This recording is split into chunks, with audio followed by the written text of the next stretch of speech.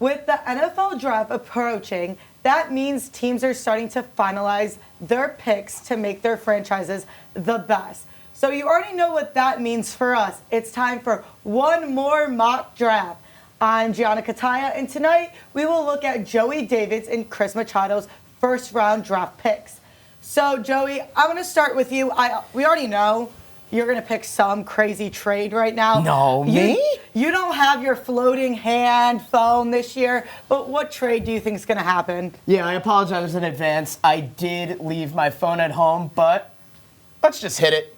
Boom, I got some big trades. First off, the Cardinals are trading down from 11. The Vikings are moving up. They get 11 and 23. Vikings receive 4 and 66. But the Cardinals are not done. They want Marvin Harrison Jr. still, but they wanted a little extra wiggle room in the first round. So they give away 11 and 27, which they had, for 5 and 69. So now let's hit it. Let's just do it. I'm excited. I'm running out of here. First one, 3 quarterbacks. I'm a big Jaden Daniels guy. And then J.J. McCarthy, obviously the Vikings moved up. And now the Cardinals move down for Marvin Harrison Jr. Giants need a wide receiver. Daniel Jones needs help. And yes, the quarterback will be Daniel Jones. Joe Alt, obviously they need help. Dallas Turner, you could pick any of those edges. Dallas Turner just makes sense because of the draft trends. It always starts, the first defensive player is always someone younger in their 20s, and he's the young guy.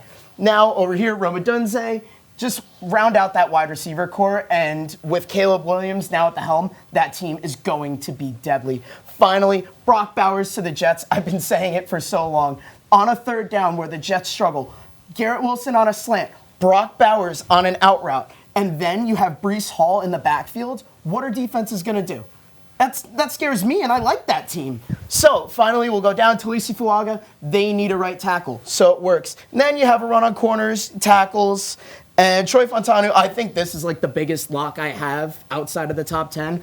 It's a match made in heaven. Now we'll move on to the back half where it gets a little crazier. I have other trades that I didn't report, but we'll find it. That's a shocker. Yeah, I do love my trades. And there's the first one, Leatu Latu.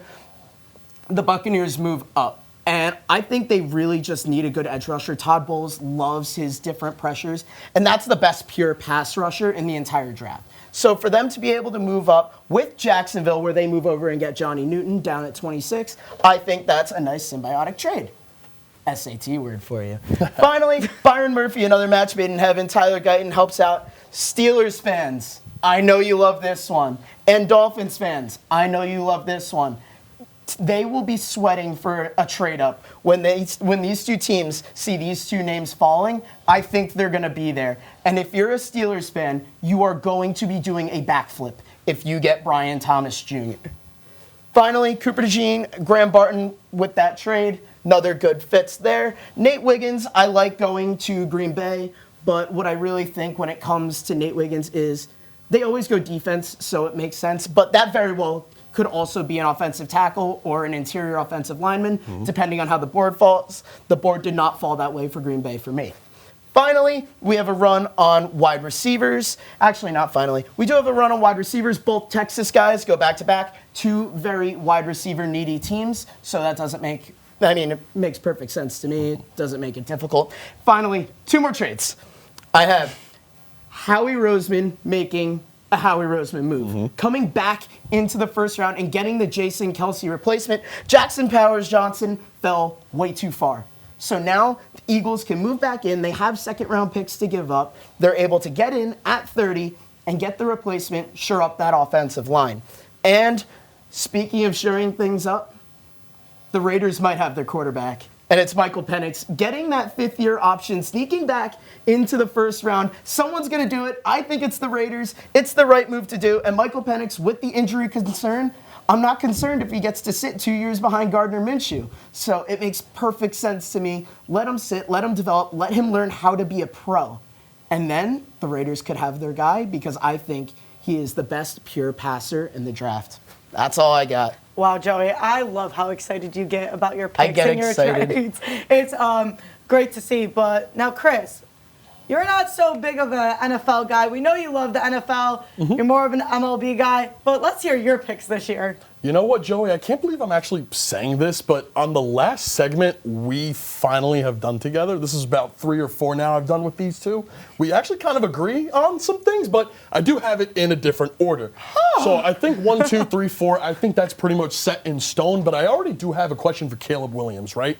You're pretty much locked in at number 1, but you already saw how Chicago treated Justin Fields after he couldn't really produce anything. Is that really a team you want to play for? Because if you don't produce, guess what? They're ready to kick you to the curb and go with the new flavor of the month. So you go down to 5 already, Joe Alt from Notre Dame, and then my first trade so far, I have a simple switch, 6 for 11, with the New York Giants and the Minnesota Vikings. I think seeing those top 5 go, Minnesota gets a little bit anxious. I mean, it's a lot of emotions going on during the draft, and they take their quarterback in McCarthy at number 6. Rome right there at 7. You see these next picks, and right up here, up top, we have Olu going to Chicago. I mean, hey, you just got what is noted as the number 1 quarterback in this draft, so guess what? You're going to protect him. Brock Bowers, right here, 11, 12, and 13. I can see this being quarterback, quarterback, quarterback. Honestly, I know what I have here. Giants need a wide receiver. Same thing down there. Raiders need protection. And we did make these before Zach Wilson was traded today, and guess what that changes? Nothing. Everything. Nothing. He's the franchise quarterback. So Bo Nix is still going to go to Denver in my eyes. And right down here, my second trade is that Philly trades with the Colts, 15 for 22. They come up, they're getting anxious, they fill the hole that they need at quarterback. I know you took a defensive back there at that pick, so we do agree on that they round out. And then Seattle gets their guard, and we go to the back half of the draft. I left Jacksonville alone, and already another trade. The Colts don't like the fact that they went down to 22, so guess what? They give a call to Cincinnati, and they flip 22, and they go up to 18. Get wide receiver. Already, Aaron Donald, a great D lineman. He retired, and they get their replacement right there with Latu from UCLA. And go down here to the Cincinnati Bengals. The first running back off the board is Blake Corum. I know that is a stretch, but hey, Joe Mixon said sayonara, Cincinnati. They're going to take one, I think. Okay. We do agree with things here down at the Cowboys. And up here, as you mentioned, you did the trade from 17 to 26. I'm going to leave it alone, but I do think that as well, Tampa does take an edge, and it's going to be Chop right here from PSU. That one, sorry, it's a little surprising on that one. I only see Olu going in the first round for Penn State, but if you're right on that one, I might have to give you $5. It's the classic Penn State defender who's supposed to go in the first round, kind of falls slowly out. And I see it happening to Chop. That's why I didn't have him in mind. You do. Obviously, you're more of a Penn State loyalist now. But we're leaving, so. Yeah, we're going. We're out of here.